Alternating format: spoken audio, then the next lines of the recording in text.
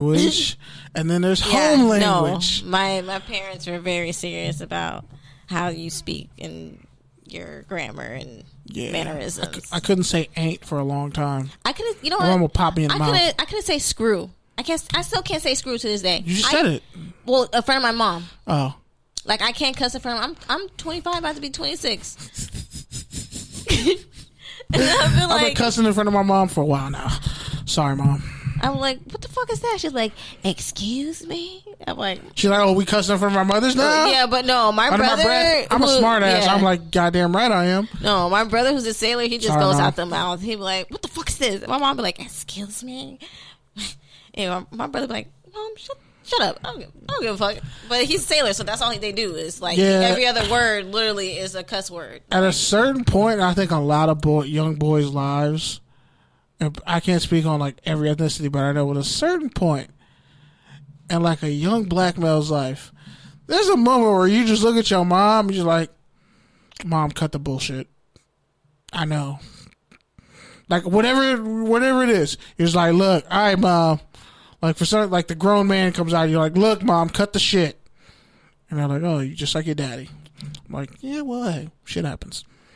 But yeah, speaking of what time we're in, and one second. So speaking of the time that we're in, yeah, I don't know what's gonna happen with the whole Trump thing, and he's probably gonna get booed. I think he's probably gonna get some cheers because it is Alabama. Punk ass Alabama. I think Kentucky just became a blue state, but I don't trust Kentucky. Whatever. Shout out to Himes. As far as the Heisman race goes, Joe Burrow could win the Heisman with this game. Tua Tagovailoa, he's still kind of injured, hampered, and Nick Saban said he's not going to risk his future on this one game. Because I think deep down, Nick Saban knows even if they lose to LSU and win out, they'll still make the playoffs, which is total bullshit, but whatever. Heisman race, Chase Young. Somebody on Penn State might somehow sneak into the Heisman race. I don't know who. Might be KJ Hamler, receiver for Penn State, because they're ranked 4th. And like I said, they're going to play Minnesota, which, by the way, Minnesota's 8-0 for the first time in years. PJ Fleck got a 7-year contract extension. And the 17th ranked Gophers he's only 38. And he played at Western Michigan, if I'm not mistaken. And he has that Minnesota program on the rise. He's kept some local talent.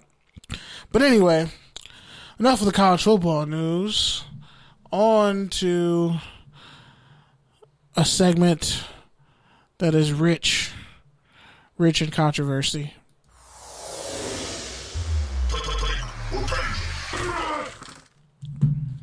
Was that just me or was that really low? Kind of low, yeah. Anyway, take your tangent. So, first on the docket. I feel like Pete, because now I'm going to ask you the things. Go for it. Hot seat.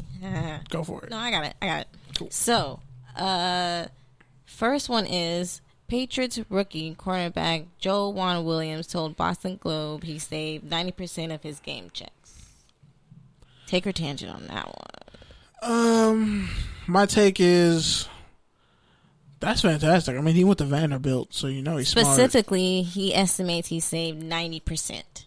Yeah, I mean, his first couple checks he paid off his mom's like loans and her car or whatever, but mostly 90% of his paycheck, his game checks, doesn't touch.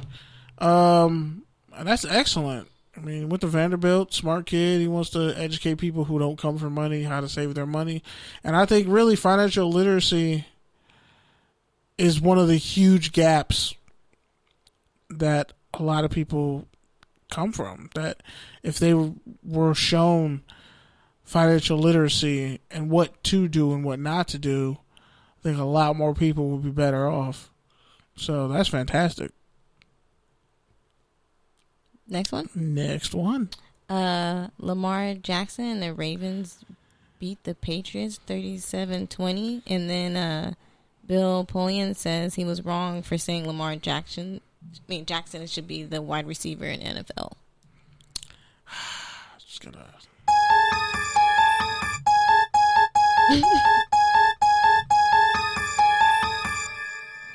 Oh man, hey.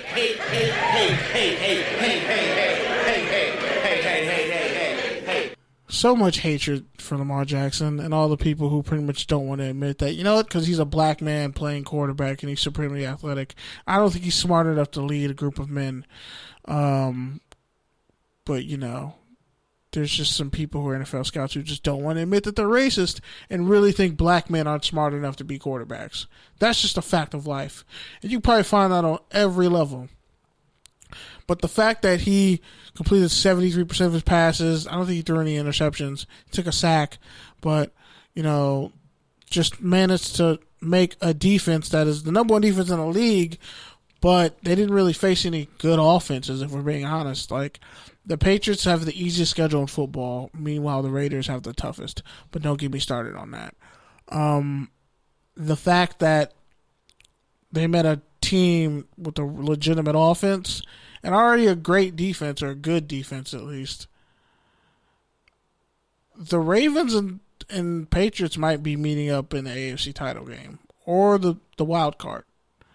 So I think the fact that Lamar Jackson got this win, it just adds to his legacy. He's the youngest quarterback to ever beat Bill Belichick. He's 22, I think, or 23. Like the youngest. No quarterback under the age of 25 or 24 has beaten Bill Belichick in their first time playing. And he's done that. And he's already set a bunch of records for as young as he is, for the amount of yards he's thrown for, his completion percentage, QB rating. He's done a lot. And I'm excited for what Lamar Jackson does. He's becoming my favorite player. And I don't really have favorite players aside from Charles Woodson, Khalil Mack, which, by the way, shout out to Khalil Mack for hiring a security team to stand in front of his door during Halloween and say, we ain't giving out candy this year. I don't blame him. As much wins that the Bears are giving away because their offense is trash, I wouldn't want to give out any candy on Halloween either. Shout out to Khalil Mack, the one that the Raiders gave away. But back to my point. It's kind of a tangent. It's definitely a tangent. Shout out to Lamar Jackson for building his legacy. And he's probably going to be something greater than Michael Vick and Cam Newton, Steve McNair, Doug Williams combined. So it's fantastic because teams cannot account for his athleticism, and he can beat you with his arm. And the players around him are getting better. Mark Ingram is the perfect free agent signing for them. He rushed for over 100 yards against the Patriots defense because they're kind of soft in the middle. They do a lot of smoke and mirrors. They definitely have a great pass defense. It's great. Against the run, they're vulnerable. So it was good to see that and see Lamar Jackson go off. I was happy to see that. And I'm here for all black quarterbacks to win. Shout out to Mahomes. Which for Halloween, I could have said I was Fat Mahomes. Yes, Fatrick Mahomes. Representation. Yep. But I feel like that's been a theme for a lot of things. This whole episode. This is probably representation. Just in general, because I've been watching, I've been watching Watchmen, and that's dope because I'm like, oh, there's a black woman vigilante. And then I've been watching another show, Reno 911, with Angela Bassett. Wait, Reno 911? You're not Reno 911. I keep saying that. I was like, that show is hilarious. I don't know why I keep saying that. The show 911 on Fox. Yeah. Dope as fuck. And Angela Bassett. I'm here for everything. Yeah, Angela she was Bassett. talking to, there's a scene where she was talking to a head surgeon in the ER, and it was like, that's dope. There's one black woman talking to another black woman in power of authority. You know, it's like people don't realize that matters, but it does because we don't get to see that all the time. And we were talking about looking at commercials on TV, and you don't see usually when you see black women, they got nappy hair, or if they're pretty, they gotta have the long European hair. And it's it's cool that now that we're seeing commercials and we're seeing these TV shows and they're showing black women and the beauty in the hair, and it's that those little things don't count. We see that because a lot of times we grow up and we think that, oh, we gotta have long straight hair and weave to look cute. So it's kind of I'm happy that representation matters. And going back to the quarterback, you usually see the black players being the running back, the cornerback, or the people who are making the moves with the ball. But the quarterback is usually white.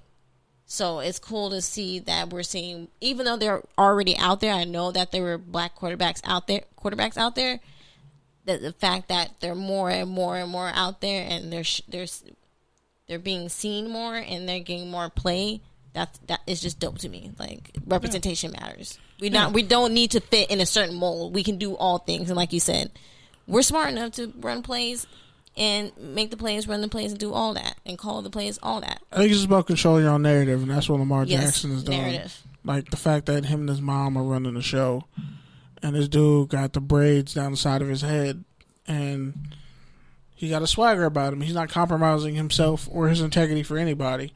I think more people need to get behind that. But yeah. Next one. Is it Trubisky? Yeah. Trubisky wants facility TVs off to shut out critics. Mitch Trubisky. Yeah, I don't trust anybody named Mitch, and if you've ever seen a certain movie, I don't need to say the name of the movie. Which is? You don't know what movie I'm talking about? No.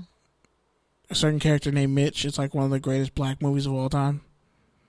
Then I'm Think not. Then about it. My black card must be not Juice. It's not Juice. Wow. Y'all know if. Wow. What is it? I totally just forgot the name too. I forgot so he tried to call me out about it. I know it. I was like, wait, how am I forgetting the name of this? Talked about the greatest black movie alive and call me out about it. Like, I don't know if you don't even know the title. I feel bad because I know the title. I know the movie, and it's not. If Pete was here. If he was here. He would be on your neck. That is true, but he's not. Paid in Full. There we go. Paid in Full. Oh, I never watched that, so. Wait. Oh, now I'm really taking your black card. You never watched Paid in Full. I don't trust anybody named Mitch or anyone who hasn't seen Paid in Full, especially if they're black. I know you the ops.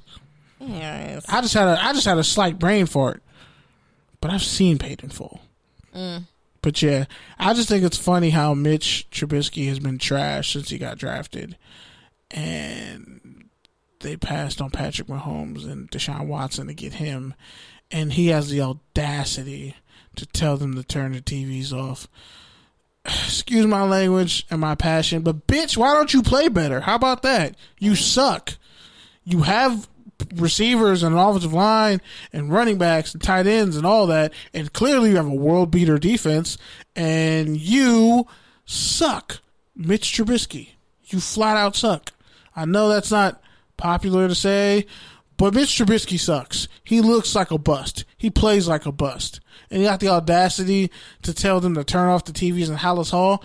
Bro, you're just like a more athletic Rex Grossman with a not as strong arm. Had one good game in North Carolina. Everybody's like, oh my God, he's a prototypical blah, blah, blah. No, he's just an elite game manager who can't even manage games. That's why they can't score 30 points in the game, because Mitch Trubisky is trash. Like, the sad thing is, had they not missed that kick, I would have said the Bears might go to the Super Bowl in Khalil Mack's first season as a Bear. Now I look at the Bears, they're probably not even going to make the playoffs. It's kind of sad. And you have a world beater defense. You have an elite defense. I'm tired of teams wasting Khalil Mack's prime. But more importantly, you have all this talent. You just have to not turn over the ball. And it's like Chicago has a historical thing where they just can't put together good offenses. And it's really sad. You can't run the ball. And when you run the ball, you've been shown some flashes, but you don't stick to it. And you clearly can't pass the ball. So it's like, pfft. And Chicago is where receivers go to die. Their careers go to die. Because Allen Robinson has done nothing in Chicago. I thought so not only for Miami, the Bears, what other teams? What are the dumpster fires? Yeah. What did you say? You said one of them is like Siberia or something like that. Which one is Siberia for receivers? Yeah, which one is that? That could be Chicago. It could also be the Jets. It could also be Miami. No, it was one. I feel like it was one of the states. I mean, one of the teams in the West, but I mean, shit, it's looking like Cleveland at this rate.